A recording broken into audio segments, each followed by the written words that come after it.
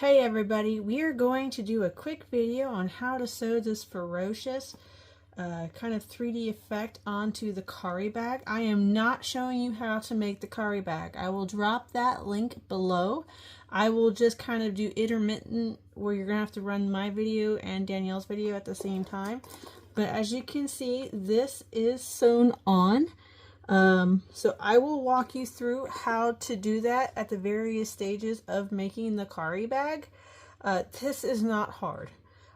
It does take patience, and I think honestly the hardest part of making this whole unique bag is the final step, and that's attaching this front piece to its main back. So I think that's probably the hardest, and the only reason I think it's the hardest is because you need to take your time and be patient, but you've also got all this bag in the way. So let's go ahead, jump into making this so that you guys can have your very own fun bag. So when you are getting your Kari bag that's got this fun, ferocious panel, you're going to see that you get this really you get a front piece and a back piece. Okay, these are going to be smaller than the main front panel and the main back panel of the Kari. That is on purpose because you don't want these to get sewn into the seam allowance.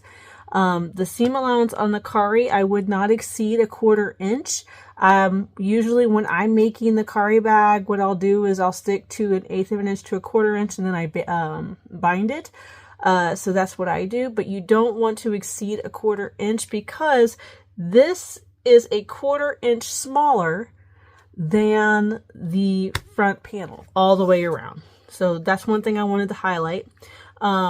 You are going to want to find your cardinal points on your top and bottom of this piece. You're not going to want to make any kind of snips on this piece at all. For stabilizer, you don't have to use it, but I will be using it, and you know Nefarious never uses any kind of stabilizer. I will be using Decorative Heavy for both the finished bag and for this tutorial.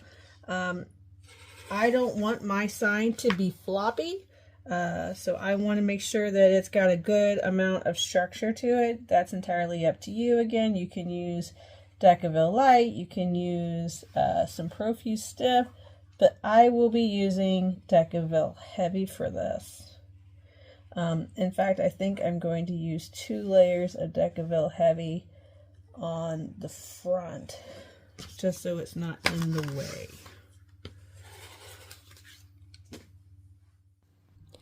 So you all know that Nefarious really never uses stabilizer on these tutorials.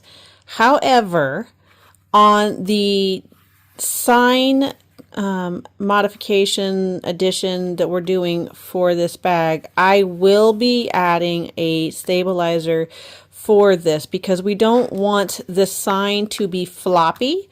So I'm adding stabilizer to 2 parts specifically on this tutorial.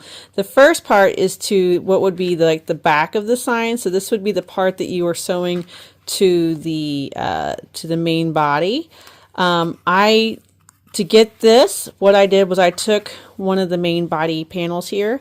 I traced it onto my Decorative Heavy, and then I reduced it by 0.75 inches, and then I cut that out and I interfaced that onto the back part of that.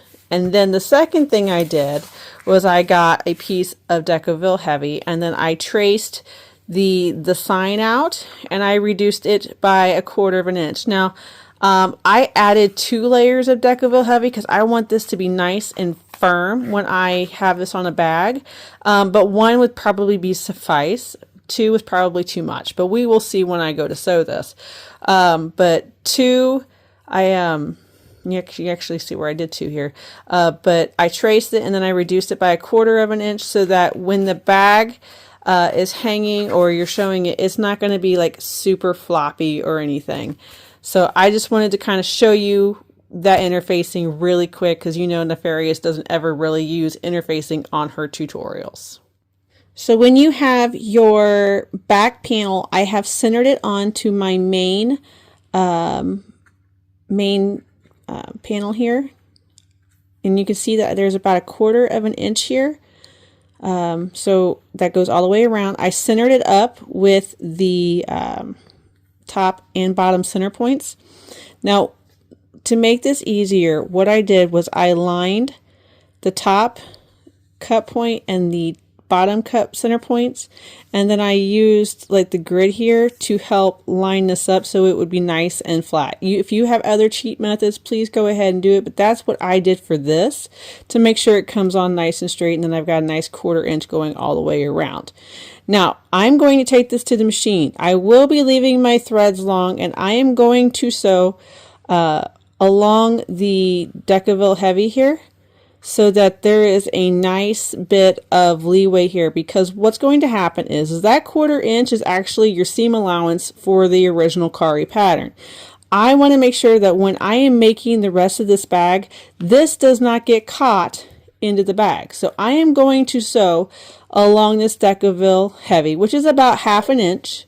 So I want to make sure I'm sewing about 1/2 inch in on this panel. So this here is 1/2 inch. Just wanting to make sure that I am calling that out. So I am going to leave threads long, so 1/2 inch on this panel. So that's about 0.75 inches in. 1/2 inch in, tying off in the back. So you're definitely going to want to make sure your threads are long, which is what I'm going to do here.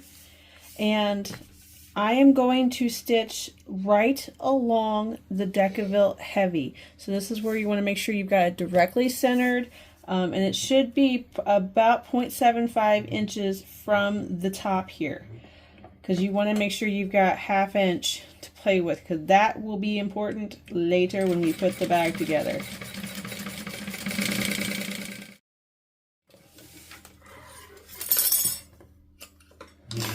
And then I'm going to pull the strings to the back and tie them off.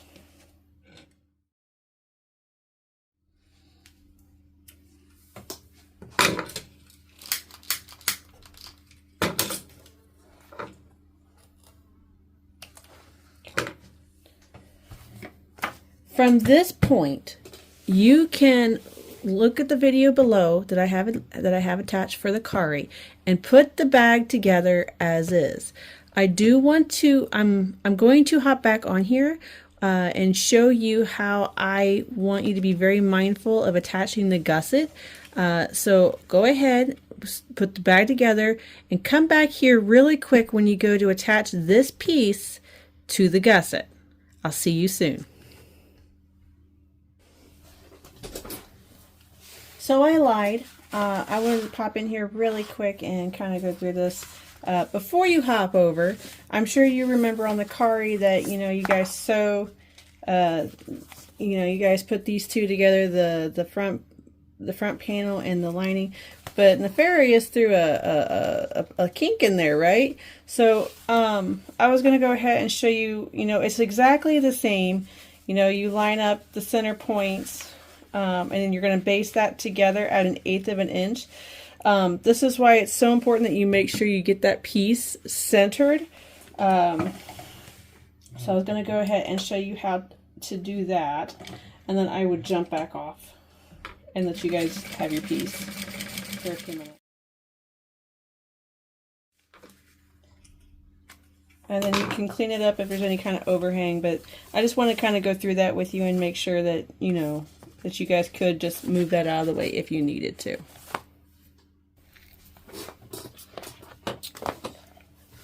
So I made my gusset wrong, so just work with me. Imagine that you see pretty green there. It's not there. I wanted to go ahead and attach my front here. You would attach this just like you would a normal, but you're going to notice that I'm going to push this front down because we don't want that to get caught in the seam allowance. And just like you would on the Kari in the video, I'm sure, I think it's Danielle. It could be Suspicious Lefty. You want to make sure that you're lining up your landmarks so you can sew this. But making sure that you are pushing this out of the way so it does not get sewn is very important. And then I am going to stitch this on. I'm going to baste it on at 1/8 of an inch and then go back and sew it at 1/4. And then I'm going to bind it. I'm going to finish the bag at the moment so that I can show you the finished product. So let me go ahead and get this attached and I'll be back. So hopefully you watched all of Danielle's video of putting your Kari together. You've turned your bag out and you'll see that this should be completely out of your seam allowance. So this should still be loose, and what's attaching it to the bag is where we sewed it on. Now at this point you're going to want your front panel. I mentioned earlier that you'd want to Decorative heavy this so it's good and stiff. Once you have done that, you're going to want to line everything up, and yes, I would strongly suggest using a mass amount of clips so that it doesn't move. I am going to top stitch this face down, and my machine has been a little prickly as of late, so I'm also going to put down a sheet of parchment paper to try to make sure that the feet don't leave any gnarly marks on my machine. If you find that your bag is getting obnoxious, you can push that vinyl out of the way and just make sure you are lining your back panel or your back piece up to your main display panel there. These should line up perfectly, especially if you cut them out right.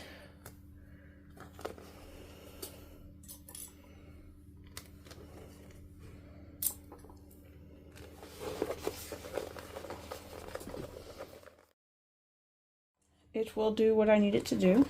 So you're going to clip it around, maybe a couple more clips, and then we are going to top stitch this face down. So let me go grab a piece of parchment paper and we will go ahead and top stitch this. So just a reminder, you don't have to do the parchment paper. That's just because my machine's being a little fickle right now. And I don't want it to tear up this artwork. And I didn't want those clips up here. So I'm just having a nefarious type of day, I guess. So I'm just going to flip this upside down. Now remember, my bag is not finished. So mine is not pretty at all. So, but you should still be able to smush this down. And here, I'll show you a pretty bag. So, pretty bag, you should be able to smush it down so that you can get in here to sew. Alright, I would leave your threads long, and what I would do, and I think this looks the best, you're not going to have any ugly knots anywhere, maybe start on a flat side,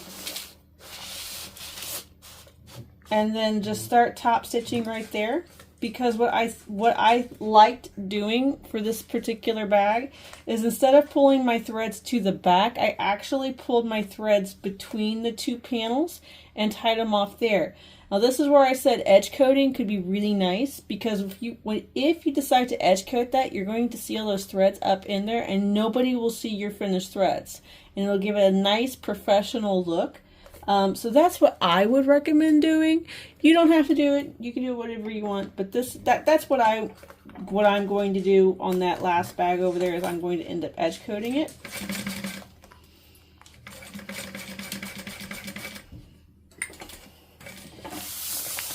The question I'm trying to decide on that bag is, am I going to sell it?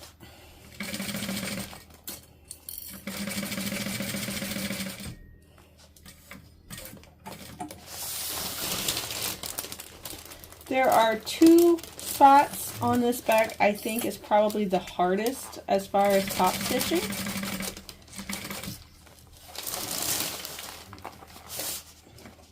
And they are both toward the end of this bag.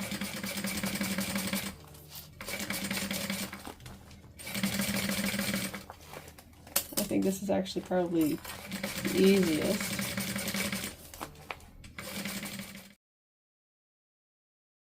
So it's when you go to make this pivot from that round circle to this next flat, you have all this bulk from your bag. So if you need a hump jumper, you might need a hump jumper.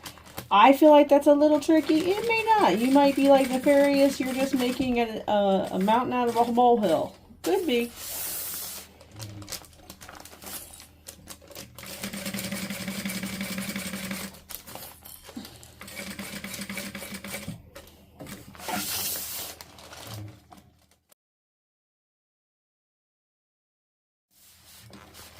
And this would be the second one where I'm pivoting from that smooth circular to that cornered edge.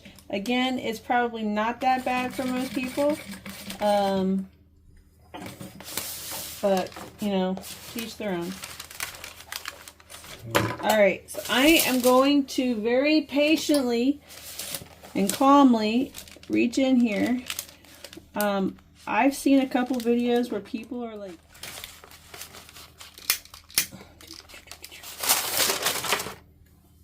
if you decided to do the parchment paper, my first recommendation is don't just rip it off. Okay, I know the temptation is strong, don't. It's been perforated, so just kind of take your time.